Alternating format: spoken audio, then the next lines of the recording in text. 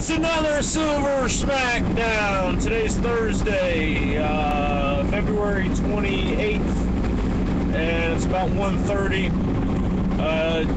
GDP numbers for the month came out, showing a growth of 0.1%, and that's even with $85 billion of money printing.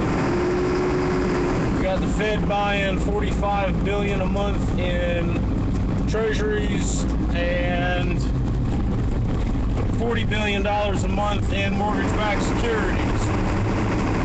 All to help prop up the overspending by Congress and all the mortgage fraud by the banks. And last I looked at silver, it's like $28.40 and still on its way down. And I'm suggesting that if you've got dry powder and you're looking for a time to buy and trying to pick that bottom, I would wait until after this sequestration kicks in. I think it's going to. They don't have time to put anything in place, and it's going to take some time for those cuts to actually filter in. But I would wait. And look at the momentum of the daily charts. Because right now I'm still seeing it going lower. I would not be surprised if we see silver get down to 26, maybe even below 26. It was just last July was its last low at that point. It was like 26 and change, and that's when I bought. That was my last, for me, it was a big purchase, a couple $100 worth.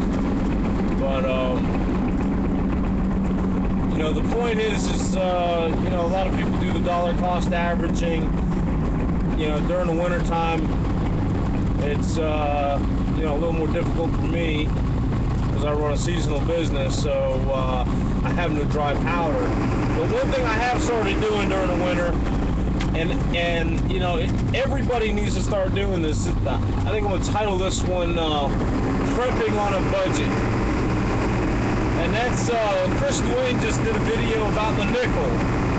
And the nickel is the most legitimate currency being produced right now because its face value of 5 cents is equal to its melt value, which is 75% copper, 25% nickel. And it's been as high as 8 cents. I saw in the video that Kyle Bass, very smart dude, bought $1 million worth of nickels back in 2011 when the melt value of the nickel was 8 cents a piece. And there's been talk of the discontinuing of the minting of the nickel and the penny. I also pick out my pre-1982 pennies. In the video he said pre-1983, but you gotta remember 1982 was the switchover. Some of the pennies in 1982 were 95% copper, some of them are the new zinc ones. So when I'm picking pennies, I keep everything 1981 and earlier, and then I have a separate little plastic baggie for just the 1982. I think there's a difference in the weight, and that would be the only way to determine the difference. But in the future, when we're out there bartering or whatever we're doing with these pennies and nickels, don't have 1982 pennies. Just because, it's harder to get someone to take something that you're not 100% sure you know what it is. Rice and beans, folks, rice and beans. If you're on a budget like I am and you don't have a lot of money, every time you go to the grocery store, at least once a week, I try to pick up a 20-pound bag of rice and 4 or 5 pounds of beans, depending on what the special is. What kind of sale they're having or whatever. And so, because you can live off the rice and beans for quite a while. And it's also the most transportable food for like the longest amount of period that it's going to feed you. You can get all those storable foods all the freeze-dried fruit and all the canned foods and all that stuff. But if you have to take off, either by vehicle at first, and if you're taking off on in your vehicle at first, you're eventually going to wind up on foot. I guarantee you that. If you leave your house in your vehicle trying to get somewhere far away, more than likely everybody else going to as well. And as far as having a bag of food that's going to last you the longest amount, you want the most amount of calories in the least amount of space. I think there's not anything better than, and especially for the price, beans and rice. You can pack a heavy-duty backpack with 100 pounds of beans and rice, and you can walk with it, and that'll last you several months between you and your family.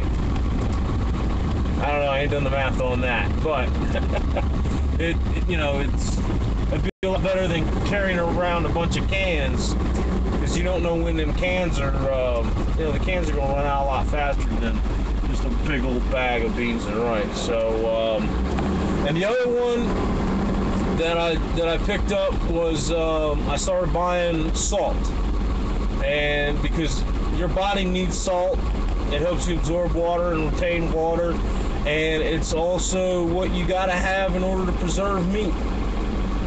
So rice, beans, and salt.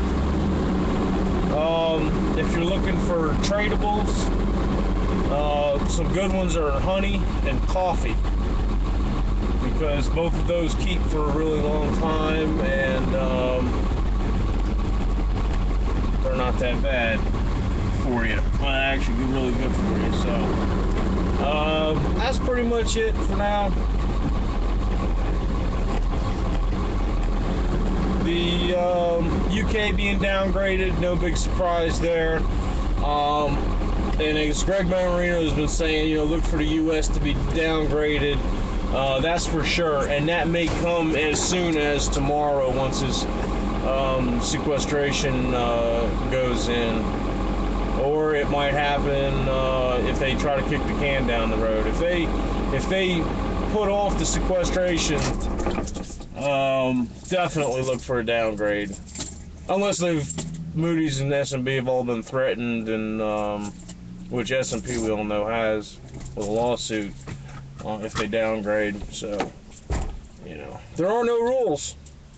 Just remember that when you're looking at these markets and you're making your decisions, there are no rules. If you're buying metals in the off the COMEX or the LBMA or whatever, the day that those things default, expect to be paid in paper, because you're not going to get any metal. And if you're an SLV or GLD, you're not going to get any metal there either. It's only what you hold in your hand. And